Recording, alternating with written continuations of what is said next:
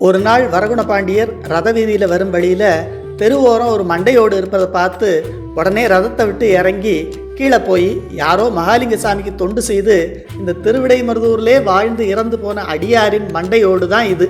அவர் இப்போது நிச்சயமாக கைலாயத்தில் தான் இருப்பார்னு சொல்லி அதன் முன்னால் விழுந்து வணங்கி, நீங்கள் எப்படி இதே ஊரில் வாழ்ந்து மகாலிங்க சாமிக்கு தொண்டு செய்து கைலாயத்தை அடைஞ்சிங்களோ அதே போல் நானும் என் வாழ்நாள் முழுவதும் இந்த திருவிடைமருதூர்லே இருந்து தினமும் மகாலிங்க சாமிக்கு என்னால் ஆன தொண்டுகளை செய்து நல்ல கதி அடையணும்னு உள்ளம் உருகி அழுது வேண்டிக்கிட்டார். இதை மருத வட்டத்து ஒருதனி கிடந்த தலையை கண்டு தலையுற வணங்கி உம்மை போல எம்மித் தலையும் கிடத்தல் வேண்டும் என்று அடுத்தடுத்திறந்தும்னு 11ஆம் திருமுறை திருவிடைமருதூர் மும்மணி கோவையில் வரகுண பாண்டியனின் பெரிய அன்பாக பட்டினத்தார் நமக்கு அருள் செய்கிறார்.